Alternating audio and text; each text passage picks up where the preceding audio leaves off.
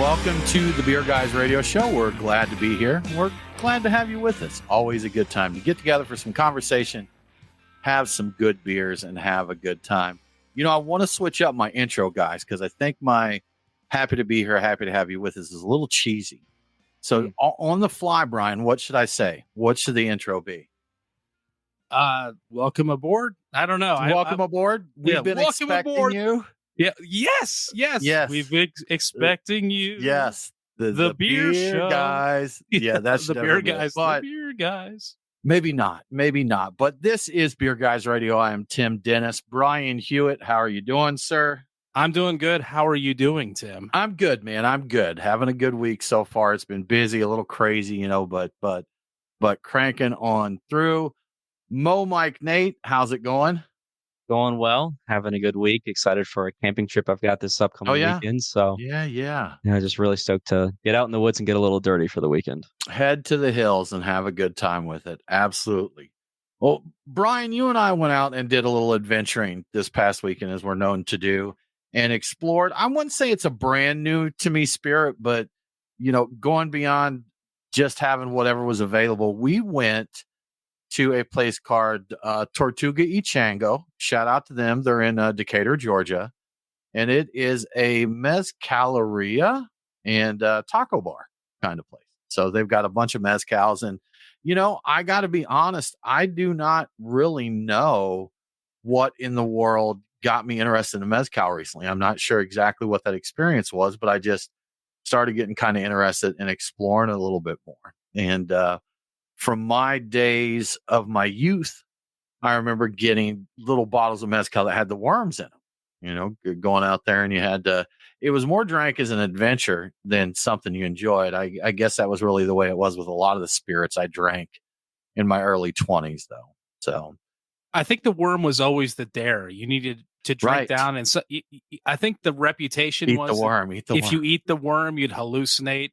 It's the same thing that with what's the green fairy absinthe. Like it's the same thing that all young tourists are like, yeah, if you drink it, you'll hallucinate. You got to try it. You have to drink a ton of it. You got to eat the worm. Like, no, you'll just get drunk and you'll just feel bad. Yeah. Now, as we explored mezcal, we had a few there at that bar, and then we did go over to a bottle shop and look. I didn't see any bottles with worms in them. I don't know if that's I didn't out of fashion or what. I don't know what. If you know the meaning behind the worm in the bottle, let us know, because I'm not sure exactly what the purpose or the meaning or anything of that is. But that said, Brian, we tried a few different mezcals, had some good one. Brian, you got an interesting one. You tried an interesting one, and then I actually bought a bottle of it. Yeah, because it was weird enough that I had to try it. It's I don't know if I'm going to say it right, but Zikaru Pachuga Mole mezcal. Yeah, and Pachuga means that they added chicken to the second distillation of it, is my understanding. And the mole, it means that they put some either mole sauce or some approximation into it. And it's not bad. I bought this for the same reason I buy a lot of wild craft beers out there with interesting ingredients. You know what? I don't regret a thing, Tim. I had a little tiny taste before the show. I didn't want to get too wild. Rag rats. Yes. No rag rats. I'm fine with it. I love that I have this thing. And I don't know how much longer they'll be making it. Apparently, from what I'm told by one expert on social media, who knows what their credentials are, the Pachuga part with the chickens is not as uncommon or as crazy as I think it is.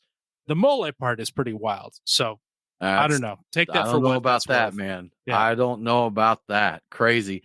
So again, we know very, very little about mezcal, and that I did a little bit of Google and did a little research as I sipped on my bottle. And apparently mezcal is a very broad range of agave-based spirits. Like, it covers everything. And tequila is actually a specific type of mezcal, so made only from the blue agave. So I did not know until I did my Googling that tequila was a mezcal, apparently just a very specific kind of mezcal. And it looks like that's a broad range. But I picked up, Brian, a bottle of the brand's Bozal, and the varietal is Quiche. And that may be seen spelled on my bottle. It's Cuishe, but can also be Cuixe. And apparently this is a wild agave. That's what makes this Cuishe special. It's a wild agave. It's part of the Karwinski family, Brian, if you were wondering what family that it came from. And apparently different shape, very unique. And because it's wild, it's not cultivated. So this is something, it can be rare just depending on whether or not they find it. Aromas, floral and vegetal notes, along with earthy, mineral, and spicy characteristics. The taste, and this according to the tasting notes that they shared, can be herbal, citrusy, and sometimes even woody flavors. And I would say with this one, Brian, I get that minerality, and you probably know from beer drinking with me that I like that characteristics in a beverage. And spicy, spicy, minerally, and kind of woody smoke in there. But I really like this one. And that's been my exploration with Mezcal so far. Nate, as our resident cocktail connoisseur, do you have anything that you do with Mezcal? Yeah, so I do a lot of things with Mezcal. Last week when I was chatting with a couple of people on Instagram on the stream about doing a Oaxacan Old Fashioned or an M&M, and those are really, one is a little bit more complicated. The M&M's nice because it's just 2 ingredients, 50-50. But the cocktail that I've got tonight to showcase for Mezcal is just 4 different ingredients, all equal parts. And so it's 3/4 ounce, and it's called the Naked and Famous, which was made famous by Joaquin Simo out of New York back in 2011. Very quickly turned into sort of a modern classic, really nice and approachable, good color. I'm sorry for those audio-only listeners. It's got a nice reddish hint because the 4 ingredients are Mezcal, and you want something a little bit more funky, a little more aggressive on the smoke. Yellow chartreuse, good luck finding it, but it does have yellow chartreuse, lime juice, and then Aperol. And so you get that reddish sort of orange hue to it because of the Aperol blending with the lime juice and the yellow chartreuse. But it's just a really nice cocktail that if you are familiar with the Last Word or the Paper Plane, is very close to those two. How does it rank compared to the Paper Plane and the Last Word? Because I have thoughts about both of those, having made the other two. So you get a hint of the complexity of the yellow chartreuse. The Mezcal and the Aperol play really nicely together. And then you've got that nice bright citrus finish from the lime juice that just sort of leaves everything lingering in your chest. You shake it with ice. You serve it up, which just means that you're serving it into a chilled glass. No garnish is necessary, but I have seen people garnish with a dehydrated lime pinwheel. So I know, Brian, you've got a food dehydrator because you gifted me dehydrated citrus a couple years back. Or I bought it. I don't know. Or you bought it. I don't know. You think Brian's at home dehydrating citrus? Dehydrating citrus. Man, you look at this man. He's fancy. I basically have scurvy. I don't even know what citrus is. Yeah. So would you say you like it more than the other two, though? Or I like the Last Word a little bit better. The Last Word is equal parts gin, green chartreuse, maraschino liqueur, and lime juice. I like that, but gin was my first love language when it came to spirits. But Mezcal is nice, and so this, if you want to get into Mezcal, but you're a little daunted by how smoke forward it is, I would definitely recommend going out to your local bar and ordering yourself a Naked and Famous to try it.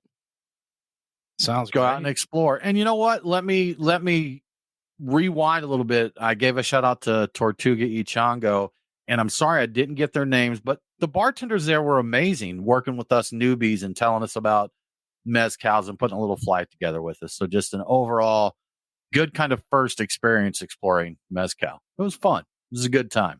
No beatings or humiliation, and we probably deserved not this it because time. We had not no idea. this time. Fortunately, you have to pay extra for that next time. Definitely. Well, guys, I tell you what. Talking about mezcal, let's jump into our beers and our beers of the week. Brian, what are you getting into this week? So I pre-gamed with a Three Taverns Ritual Blonde, which is a vanilla coffee blonde ale. I figured I need something to perk me up a little bit. I was dragging a little bit, so I think it helped. I think that might be one of the few Three Taverns I've come across that with vanilla that didn't have lactose in it. I don't believe there was any in there, so didn't taste like it. I'm not feeling it, so I think I'm in the clear on that. Old Nation's single double is what's in my glass right now. It's a single hop hazy dippa, and that's quite tasty. And I, at some point, am going to get into a 6-point resin, which I found recently, and it was a fresh one, and I haven't seen that around in a while, and I'm pretty excited about that. That's a double IPA. And you already saw the mezcal I have. I don't know. I was thinking about doing Boilermakers for all these, but that could get really dangerous. So that may tough. just sit on the side, but who knows? It may come out a little later. We'll see. How about you, Tim? What do you have? So yeah, all the mezcal talk, I had to start with some mezcal, and I did basically a mezcal margarita. Just use some margarita mix with mezcal instead of tequila. I did the tahine rim. I overdid it on the rim. I went too deep, Brian. I went too far and got that a little spicy, a little extra salty and limey. So I had to back off of that a little bit. But that was my first one. And right now I have just poured from a Boulevard. I've got a Dank 7 here, which is their Belgian style IPA, and a big fan of the Tank 7 Saison that they do. So I'm curious to see. I have not had this one yet. I know it's I've had this in my fridge for a minute. Hopefully not too long. I don't think it's been crazy long to where it's going to be aged out or anything, but curious to see how this is. all right. Mo Mike Nade, what you drinking? Right now in my glass from Parrish, I've got their Second Nature Kolsch. This is a beer they released in collaboration with a local museum that was opening up, sort of benefiting them. And then on deck, I've got from Three Taverns, local brewery here in Decatur, Georgia, kind of near the Mezcalery that you two boys went to over the weekend. Indeed. I've got their TNI Pills, which is a collaboration with Halfway Crooks, another brewery that we love to shout out on here a whole lot. And that's the two that I've got today. Cool, man. Good stuff. Brian, when you went to Three Taverns, did you get any of the Pilsen Liberation? Did they have that one available? I did, and I thought about having both that and the Ritual Blonde, but I wanted to mix it up. I'm like, I will have the Pilsen Liberation soon, perhaps on the next show. I actually had one already. I just haven't. I didn't have it today, so. Yes, that was what I went there for, and I just wound up with a bunch of other stuff that they had, or a couple of other things. Yeah, Brian, I'm going to run in and grab a 4-pack. Comes out with a whole flat, of course it does. Of beer. Yeah. Are we surprised? As you do, yeah. No, I know how he is. I'm going to the liquor store with him, and he's like, I just want a bottle of so and so. And he's like, hey, let me grab a cart. So he needs a shopping assistant at the liquor store. Well, guys, some interesting alcohol news. So Spain's got some party towns, party islands over there, Mallorca and Ibiza, known as big partying, but they're about to shut down the parties a lot earlier there, right, Brian? Yeah. So I used to see, I don't know if you guys saw them too, but like all the if you listen to electronic, what is it, EDM, electric dance music, or whatever the heck they call it now.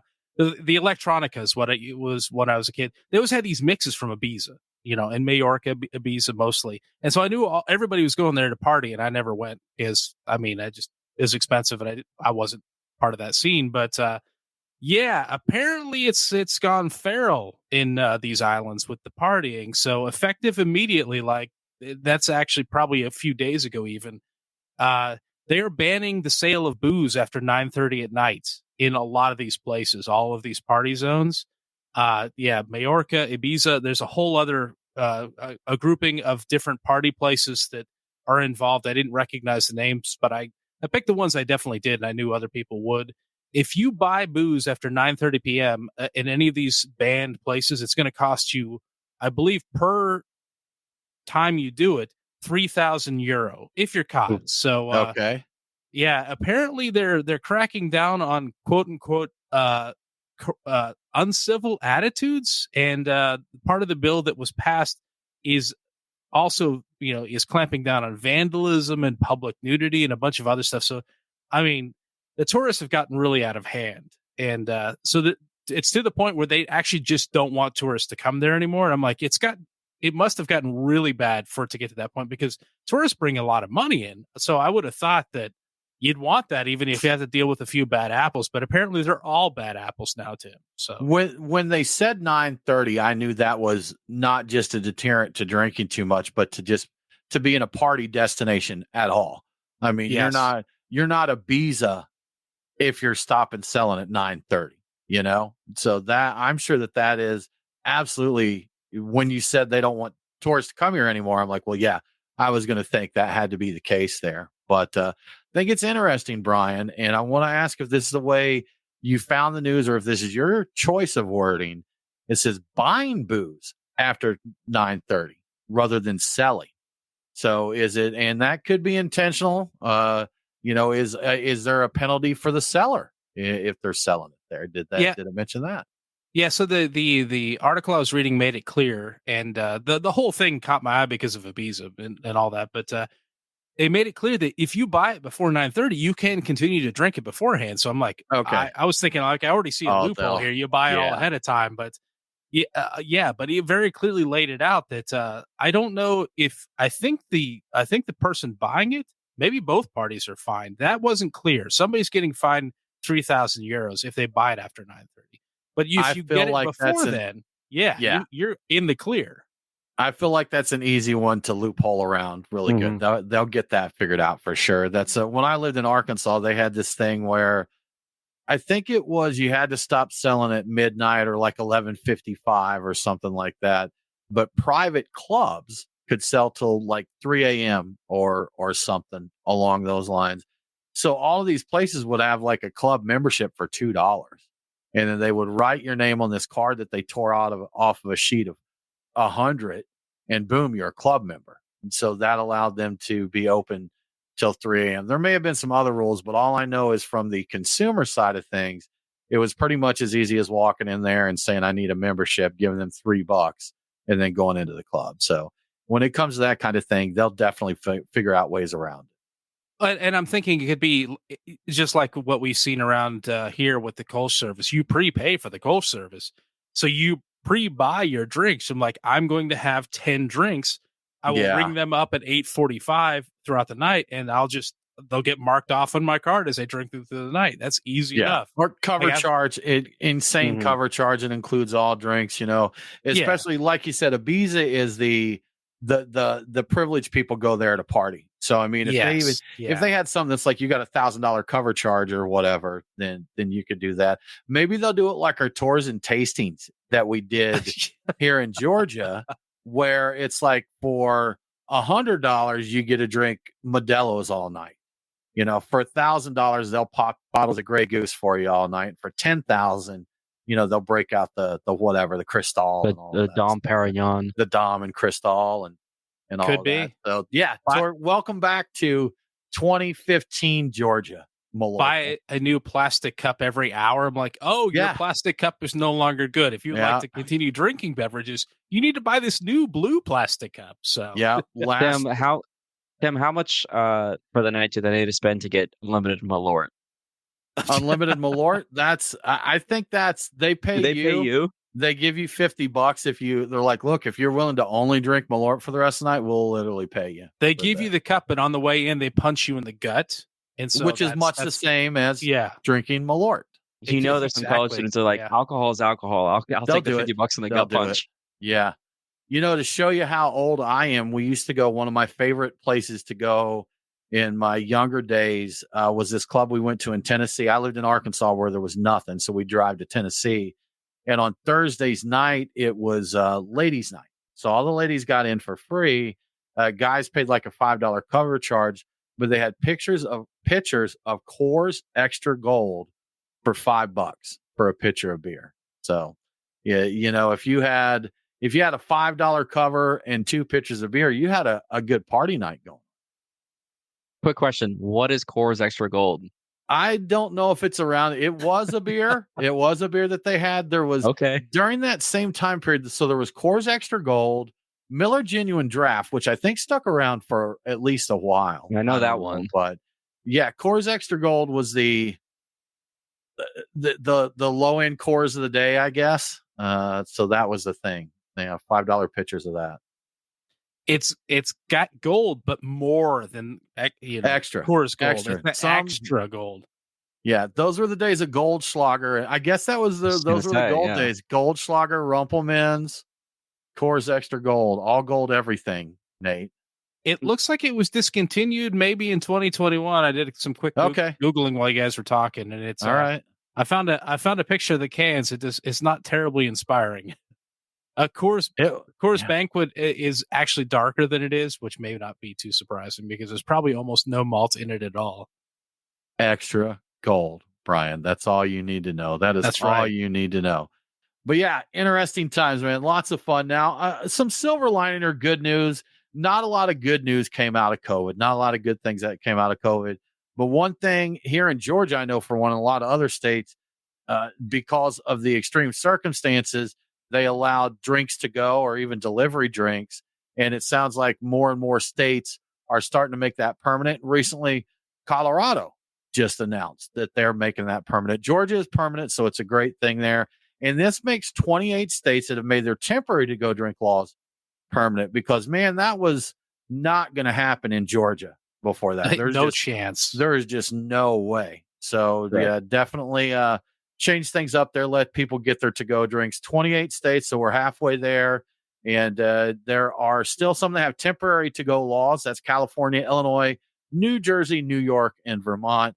And surprises me, a few of those, especially Vermont, I figured that they would pack it up for you and get it rocking. But California, not really surprising. New York, they like to, keep things under control there. But yeah, so get your to-go drinks in Colorado and 27 other states across. I'm kind of surprised by the ones that are still temporary because they a little bit more progressive. So you think they'd be a little bit more like, hey, let's let people have their beer, but apparently not. It's very strange to me, but yeah, good for you, Colorado. Let's make it 50 states. Alcohol laws are crazy everywhere, though. They're literally never going to make any sense there. But looking at it, talking about the alcohol laws, Austria has got alcohol in their politics, Brian, all up in it, right?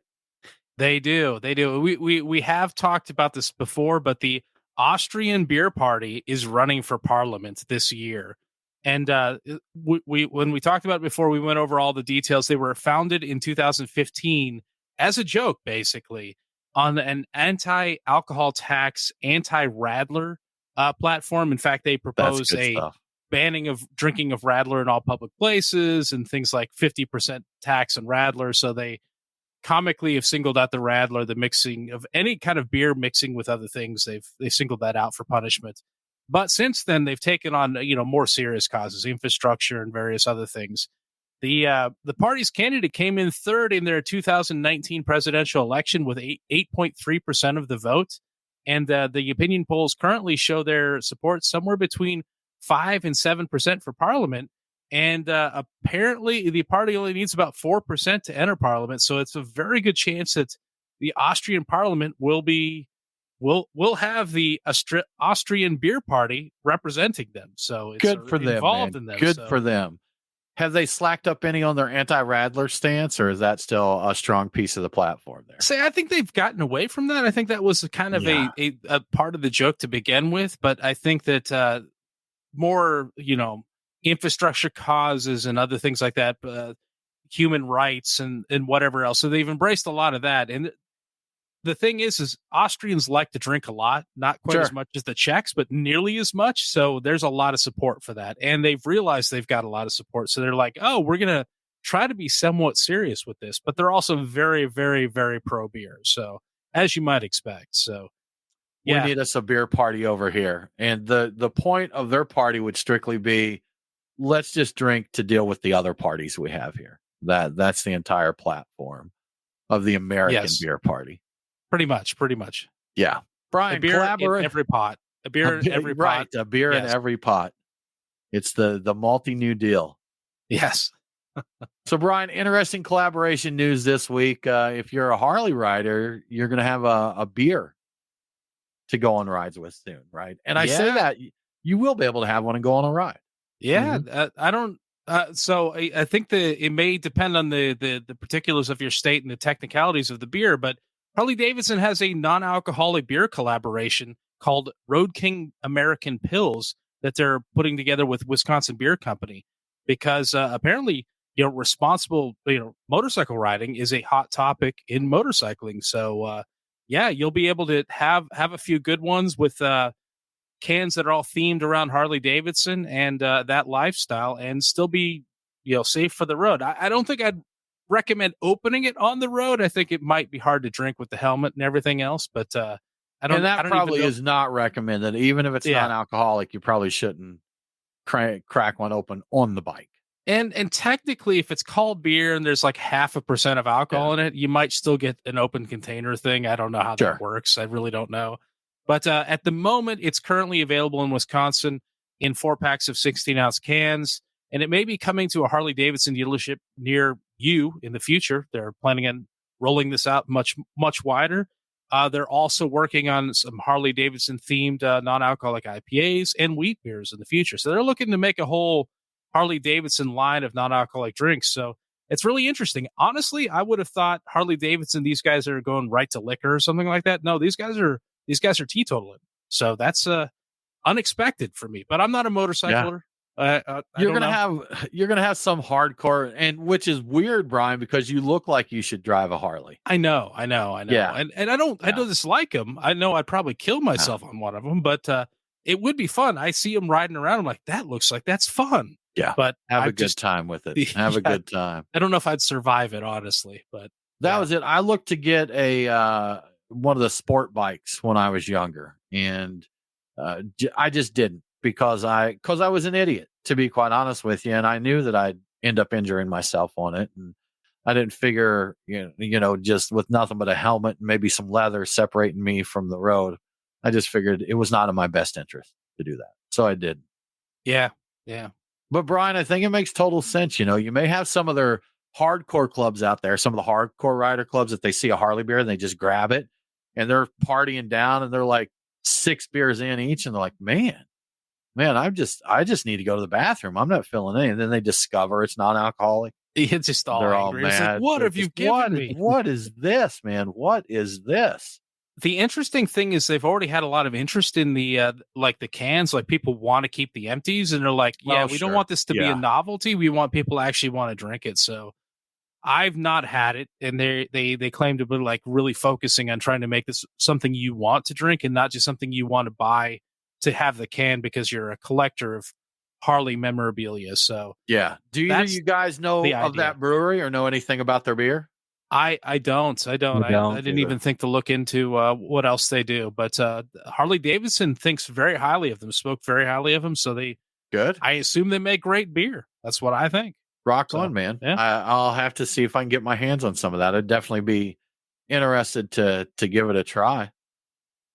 I would too. I would definitely try it. So yeah. There's always a good time for a non-alcoholic beer. There's so many good times for it. So yeah. Right. Well, Brian, talking about the beer industry in general, we've seen some mixed news, and it was kind of a joke after CBC this year. A lot of people were kind of mocking the fact that the basic sentiment there was, well, it could be worse, Yes. And I mean, sometimes you gotta look at that as the upside, well, it could be worse. Definitely not where anybody wants to see it in the industry and that, but every now and then some good news comes out, and it sounds like Cinco de Mayo gave a little uplift to things, like a GME stock, right? Like a GME stock. Well, I don't know about that. That's a pretty nothing gets that kind of a boost. Volatile. But, not quite that volatile. But yeah, according to Circana's weekly, I think off-premise scans that they do, beer and spirit sales were up more than expected over the Cinco de Mayo weekend. About 4% up over week per week, compared to previous weeks, basically, but only slightly up compared to last year, but still up 0.2%. So the big winner for the weekend was Constellation's Modelo, which I somehow keep misspelling, but Modelo, and it was up 10.4%, and I believe this is a year-over-year percentage. It's up. And AB InBev's Bud Light might surprise you. Came in at number 2. They're still holding tough at number 2, even though they saw a decline of about 5.8% since last year. So, those were your big winners for the week. But I think in general, across the board, I think spirits and beer also saw a pretty big boon. Yeah, one of those things from that weekend. Yeah. Saying that it's up 0.2% definitely falls in line with what I was saying of, could have been worse. Could have been worse. Could have been worse. 0.2%. I guess that's growth. So what's the guy from Sam Adams? He was talking. He was talking with people that were interviewing him about how they're performing, and he says he still thinks that the long-term performance of all things that are now considered quasi beer is still kind of an average growth of 4 to 5%. He still sees that as an ongoing growth thing. So again, it could be worse. He's optimistic, and I think that it's possible for the right breweries in the right places making the right decisions to still see ongoing growth. But yeah, it's rough. It's not a guarantee anymore, for sure. Yeah, people aren't going to totally quit drinking beer. No, absolutely there's not. going to be some shifts. There are going to be some transitions. And Tyler here just chimed in. He's like, beer is super expensive right now. Everything is crazy expensive. And that's definitely something, if you're watching your budget, beer is going to get hit. You got to eat. So even if my eggs cost, what are eggs, like $72 a dozen now or something? Probably. So. Yeah, that sounds right. It's crazy. It's good. Seriously, I think they're 3, 4, 5. I kid you not, I saw a 12-pack at one of the farmers market places, not like the farmers market, but the grocery stores that try to front like they're farmers markets. There's a dozen organic free-range brown eggs or something. They were $12. Were they 12 for a dozen eggs? I'm like, $1 an egg. And I can remember, I think store brand I shop at Kroger or Publix. I think store brand, I can still find them $1.70, like $2 ish in some places there. So that was good. I want to say the most I've seen that I paid attention to was $7 or $8 for a dozen. Is that not crazy? Excessive, Yeah. But they were very fancy pants, and they're like, no, the eggs are supposed to be different sizes and different colors. That's this one's that's what blue, you want. that That's one's exciting. brown, I'm like, this is it. Okay, if you say so. Gosh, that's like, no, they're better that way. I'm like, I don't know, but I think you shared a little infographic with me recently, Brian, talking about fast food prices, and I think like McDonald's, they were looking and targeting things, and it was seriously averaged out to almost a 50% increase over 10 years. Like, or was it 100%? Like, I think it was 100%, right? And they were at the high end. And people think of McDonald's as being the less expensive ones, but they were really, really high up. I don't remember all of the infographic, but they were all up considerably, and that was compared to, I think, with more traditional restaurants. Like, fast food is really screwing you over. If you're going fast food, you're really getting hit. If you're going traditional restaurant, you're not getting hit as bad, but you still are getting hit. The inflation's still happening there, but fast food ain't it if you're looking to save some money. It ain't it. So they're coming for our beer. They're coming for our burgers. We can't where's our beer party? We need them to stand up. That's right. We need them to get the chicken wing index under control. That's what they need to do. I haven't even checked the chicken wing index. I haven't checked it recently. Are they under $2 a wing now? I saw recently a place where a dozen was like a dozen wings was $15. So under the $2 mark, but you're still over $1 for a wing, for a single chicken wing. We're not back to a quarter a wing or whatever the heck it used to be. Madness. I'd even accept 50 cents a wing. That would be fantastic, man. Right. Yeah, that would be a great deal. Not anytime soon, Brian. Not anytime soon. You may not find you a chicken wing for a quarter, or you may not find you a pitcher of beer for $5 these days. But if you want to find some good food and good beer, we recommend you give a visit to our friends at Terrapin Brewery Atlanta. They're always going to have some good stuff on tap there, always brewing new things. Again, it's baseball season. Go out and see the Braves, catch a game, have a good beer. Terrapin, of course, is partnered with Fox Brothers, so their tap room has a Fox Brothers barbecue restaurant there, and they've got delicious ribs and the burger there, the brisket, ribs, pork, all of the good stuff there. Brian's a big fan of the green beans because the green beans are actually about 50% pork there. So it's a ham hock with a little bit of greens around it. Yeah. So you can front like you're doing that, but there's going to be some great beers on. They're going to have pretty much any style you like there. They're going to have something easy drinking on there, some Blondels or lagers, nice Pilsner beer. They do a lot of stouts and Belgian ales too, man. They get all across different styles. And the Terrapin Brewery Atlanta is kind of the brew lab for Terrapin Brewery. So all the new stuff before it makes it up to the bigs, before it goes to the show, it makes an appearance there at the Terrapin Atlanta tap room. So go check them out, grab you a couple of beers, catch a baseball game, get some barbecue. Make sure to tell them the Beer Guys sent you. And thanks again to Terrapin Brewery Atlanta for sponsoring Beer Guys Radio. Well, I hope you're having a great American Craft Beer Week. What's that you say? You didn't know it was the American Craft Beer Week? Well, you've got some catching up to do because it's nearly over by the time you're hearing this. Fortunately, Truck and Tap is always here to help you catch up on the latest craft beer, both from local breweries and from those further afield. And right now would be a great time to play my favorite game, Truck and Tap Roulette. Let a random number generator, pick the brew that you're going to have next and maybe even the location you're going to go to. But if you're feeling a little more cautious, here are my picks for the week. Starting at the OG Truck and Tap in Woodstock, my pick is Monday night's the Flores Guava. It's a tart saison with elderflower and guava juice. Who says craft beer isn't still interesting? Tart saison, elderflower, and guava juice. My mind's blown away by that. I need to try it. At the Duluth location, I can't resist the call of Untitled Arts quadruple hazy IPA with Citra, Mosaic, Azaka, and Centennial. That sounds wonderful.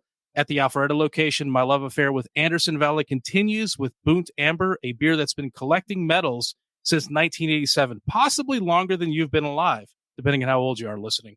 And finally, at the Truck and Tap in Lawrenceville, let's go with Creature Comforts Dreaming in Slow Motion, which is a blend of barrel-aged imperial stouts with vanilla.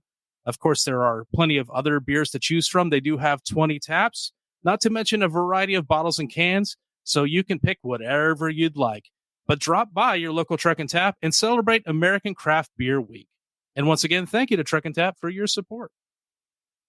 Yeah, it's good times, man. Good times. Yep. American Craft Beer Week. I love that we have so many times to celebrate beer. And again, like we mentioned, we're out this weekend at the Georgia Craft Brewers Festival.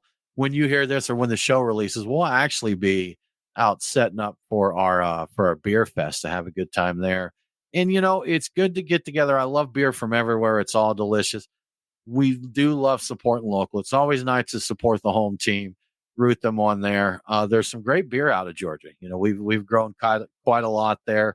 And we're looking in some of the news that you had this week, Brian. We were talking about the states with the most breweries per capita. And a lot of times it feels like we've got a lot of breweries now, It does, yeah. And comparatively to 5-6 years ago, I guess we do. I mean, we've had, pretty tremendous growth here in the state, I guess triple, quadruple, somewhere in those numbers. I don't even have the counts yet. So, you know what? A little FYI for everybody that's in Georgia and uses our map and list to see what's going on. We're out of date there. That's my fault. I haven't been doing it, but Nate is currently in the process of updating. Nate, do you have a count yet? Have you got to the point where you have the count of breweries we have here? I'm roughly at 124, but I'm scouring Instagram to try and figure out what breweries have announced they're going to open. But all right, so far I've got Georgia with 124 active breweries. All right, I think my list had like cideries, meaderies, and all that on there, but I remember with that we were like at 157 or something like that. I was only looking at breweries. So Brian, you know what? Brian may have the number for us. He was doing some research. Brian, do you know how many we have here now? I don't know personally, but thanks to the work that VinePair has done on collecting the information about the most craft breweries per state and per capita per state, they say that Georgia has 181, and I don't know if they're including cideries in that or if what all happens to draw that into that count, but 181, I feel like that's probably about right. And I think there's a lot of stuff out there that has sprung up everything's so much more local that we're not hearing about it because it's a big state. And like we can't make it to every nook and cranny of the state to find all these places. I heard of a new brewery just yesterday, and it's one town north of me. And really? 3-4 years ago, there's no way that someone could have whispered to their neighbor about starting a brewery in Georgia and we wouldn't have known about it. But they're opening doors now, Brian, and I don't even know sometimes. It's madness. I was told about one I hadn't heard about, and they'd been open for almost a year. I'm like, really? How were they open for a year and I haven't heard about them? But I guess it's the nature of everything going on. That's the way it goes. I think that we don't have quite the hype. You might realize that in craft beer that we once did. So you don't have people hearing about a new brewery and screaming it from every rooftop. So that's that network of screaming. We don't have that anymore. So that's why we're not as informed as we once were. Yeah. Yeah, it's something, and we I guess our timing was pretty good, Brian, for brewing visiting every brewery in the state. We did it in 2018, so we can make that claim that we visited every brewery in the state, because I don't think that'd be three a week or more now if we tried to do that, and I'm not sure even with our best effort if It'd we be could have got tough. that done. And this number kind of looks like about 100 more than what we visited in 2018. Right? So Exactly. I think it's In almost 6 years. exactly 100. So Madness. there you go, Nate. That's the number you're shooting for. You got to figure out how to make that happen. So Yeah. Heard on that. But along those lines, Brian, talking about all these breweries, there are certain states that I just really wouldn't have guessed were. There are certain ones that are no surprise here. The least number of breweries. I think a lot of people would probably guess these if they're asked to guess. Nate, did you look yet? Have you looked at the list? I looked. Okay, I so did. then I'll just throw it out there.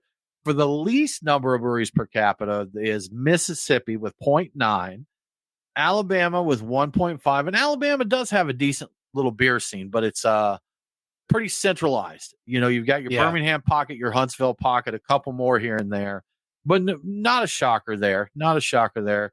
Louisiana with 1.6 and Utah at 2.1. Mississippi, step up your game. We're going to call you on the carpet right now. You do have people there that want good beer. I've got family over there and they talk all the time about wanting new stuff there. Mississippi, go out and support your stuff when it opens up, because I know some really cool stuff that's opened up there and closed just because they don't have support. I know you're Old South. I know that, but get it together. Shout out to Lucky Town, RIP, for the brewery that was over there in Jackson. And Utah, Utah has twice the number of breweries per capita that you do, Mississippi. Right. You gotta improve that. You really got to step it up.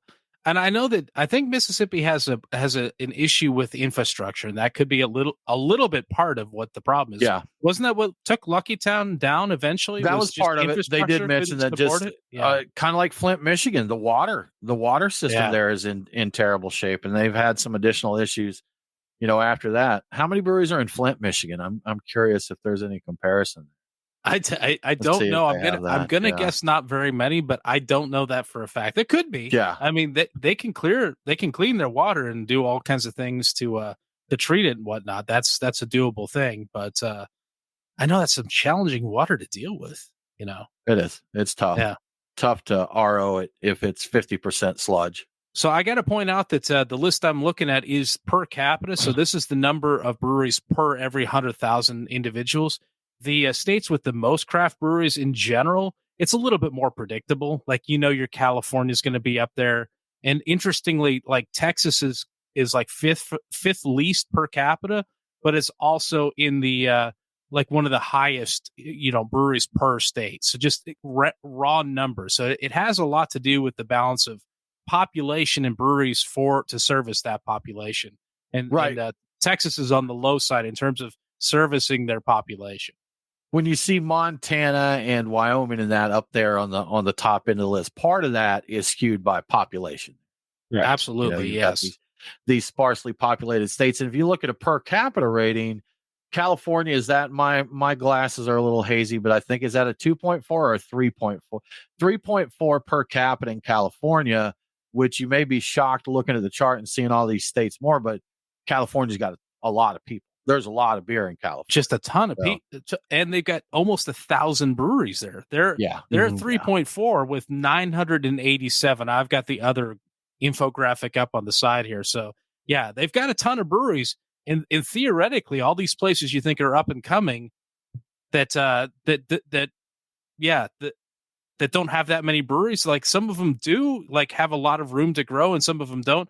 Arguably, California still has a lot of room for breweries to grow just by sheer volume of people that are there that could potentially drink beer. So, well, not just that, but a lot of times it's pocketed, Brian. If you go to San Diego, I went to San Diego for work a couple years back and have a friend that lived in the Ocean Beach area.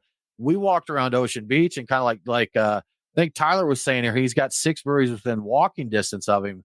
We walked around the Ocean Beach neighborhood, and I think I visited half a dozen breweries in an afternoon there. It's they're clustered together, and San Diego is absolutely loaded. There's breweries there that you can go to anywhere, but you get out to some other places, there's just not as much.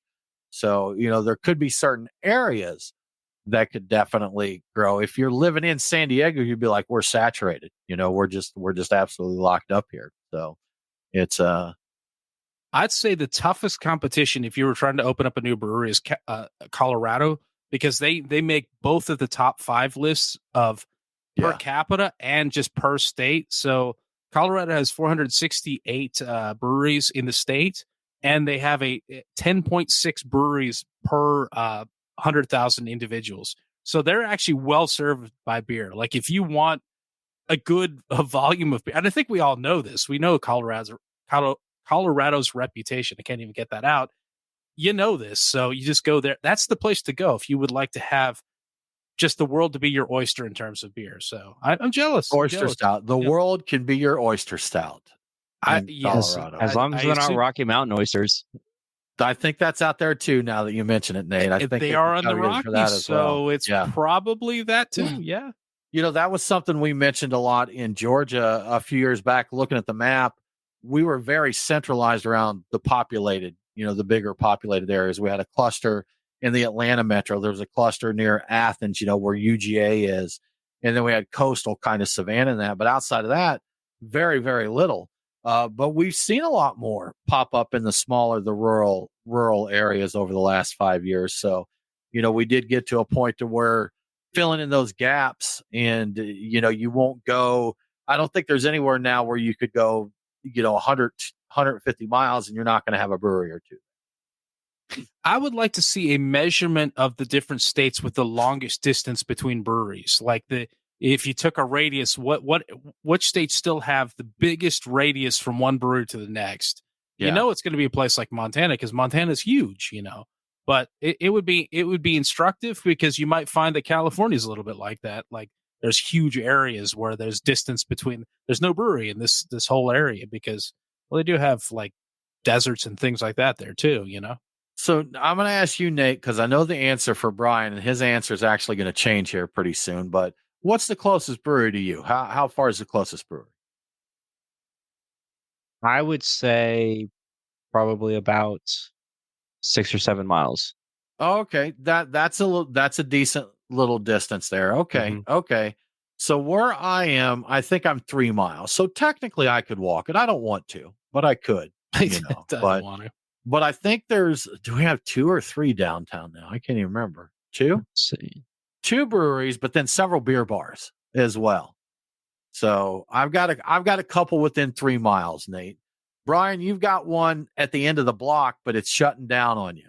It shut down already. It's already Did it closed. shut So down? yeah, okay. I have to drive out to Chambly. So I'm a mile or two. Like it's kind of debatable. One of them's Sweetwater, which is one of the biggest breweries in the region. It's not very far away, but closer to me is Contrast Artisan Ales, and that's occasionally I make a trip over there just because they're nearby, and I'm the end of the day or whatever. It's convenient. I got to tell you, having Iron Hill within like a 1/10 of a mile from me was super convenient, and unfortunately, that location is no longer in operation. But there's one in Sandy Springs, which is, for people that don't know that, it's I don't know, 5-3.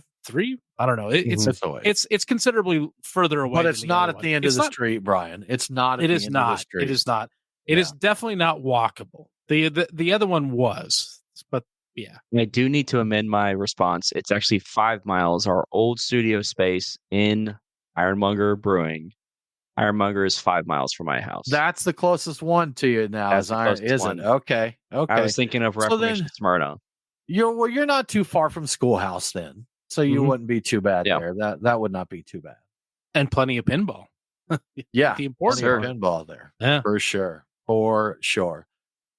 Well, guys, I think that about covers it for this week for all the hot topics we got. Brian, you got anything else you want to say? Anything you want to share? No. Give your manifesto. We could get into that gel. Did you miss that one? The gel. We can get into that gel. All right. Let me tell you about. I can't turn that down, can I? Yeah. You want some gel? Yes, of course I want some gel. Everybody wants some gel. So I got to tell you about this. This is the most interesting story I've seen all week. Researchers in Zurich have invented a protein gel that breaks down alcohol in the gastrointestinal tract instead of in the liver. So not only that, it quickly converts alcohol into a harmless acetic acid instead of the harmful acetaldehyde that is typically produced by the liver. The conversion takes place before it enters the bloodstream, which means it can prevent intoxication in addition to all the damage. In tests on mice, they demonstrated significant reductions in mice treated with the gel versus mice that were not treated and drank at the same time. Longer term results on the mice showed that the gel showed mice with the gel applied to them had less liver damage than mice without. Unfortunately, the gel is only effective when it is in contact with alcohol. Once the alcohol is crossed into the bloodstream, it will have no impact. So you can't use this gel to sober up, and you can't use it if you've got, too much. You've got alcohol poisoning, basically. It's not going to help you with that. So it's only as a preventative type of prophylactic thing. And it's made with some pretty wild ingredients: whey protein, salt, and tiny particles of iron and gold come together to make this gel work. It is a very complicated, and it kind of blew my mind, all of the different interactions that make this happen. So they're looking to patent it. It may actually become a product. It's very interesting. I don't know how it's going to be used, but man, it's interesting stuff. So I've got to ask a question because I think I missed something here. It's a gel. It's a gel. Do you consume it? It wasn't clear as to the proper application. Because the reason you said is when it's untreated or when it's been applied to the mice. So I'm like, wait a minute. What's the application here? The article did say it was, you could consume it. So I guess it could be, but I have a sense that in the case of the mice, it may have been applied from a different direction, Tim. So it may not be. I don't know if that works. Think about this anymore. I don't know how the physiology works. Further. And I don't know what direction you're having it applied from, or if it's something you rub it on the skin. North by northwest. Yeah. Rub it on your forehead. That's right. Beer, apply directly to alcohol be gone. Apply directly to the forehead. Well, it'd be interesting. I mean, to see how it works out. And you mentioned that they turn into acetic acid. And that kind of interested me because I was thinking, does it just break it down to the acetaldehyde? Because then you're still getting toxic there. That's the important part. Is it the thing that really damages your body, which is that acetaldehyde? It skips that completely. So I think the idea is if this becomes a product, if it makes it the whole way, it will probably be something that's available in some kind of a pill form or something that will just open up once it gets into your system. Because people are not going to want to take a suppository before they start drinking. I get this feeling like that's not going to be a positive. I don't even know where you. I don't know. I don't know how it works. I don't know science, Tim. You said it's a gel, Brian. You could apply it to the skin. I don't know why you went to your north by southwest entry there, but okay. Well, it has to be in contact with the alcohol to be effective, Tim. That's why. Well, that was what I was wondering when they said applied. But man, that's going from the south end to the north to get it in contact with alcohol. That's a long trip. You know that, right? It's got to be. Yeah. It really seems like not the right way to do this. Well, I mean, it depends on how it's propelled. I don't know. I don't know biology, Tim. I just obviously. Brian, if you ever have to take a suppository and you gag yourself, you've done it wrong. Okay. I'll keep that in mind. All right. Just keep that in mind. That's the suppository gave me acid reflux. Yeah, you did it wrong. But no alcohol poisoning. No, I'm completely in the clear. All right. Definitely think that is a good cue for us to sign off here. Y'all, we really appreciate you coming to hang out with us. If you like what we do here, please share the show with a friend. Tell them to give it a listen. Share it in your social media if you really dig us, or even one of us. Or if you hate us enough that you want to pay us to stay here to feed your hate, we're okay with that too. Just go to patreon.com/beer guys. We're going to give you some cool perks and give you the show early. We're going to invite you over to our Discord where we chat about all kinds of things, and it'll get you the link each week to join us for the after party to have a beer and hang out and chat here in the video chat. So again, we really appreciate it. We hope that you have a great week. We hope you've enjoyed American Craft Beer Week. And you know what? Don't forget to drink local. Cheers.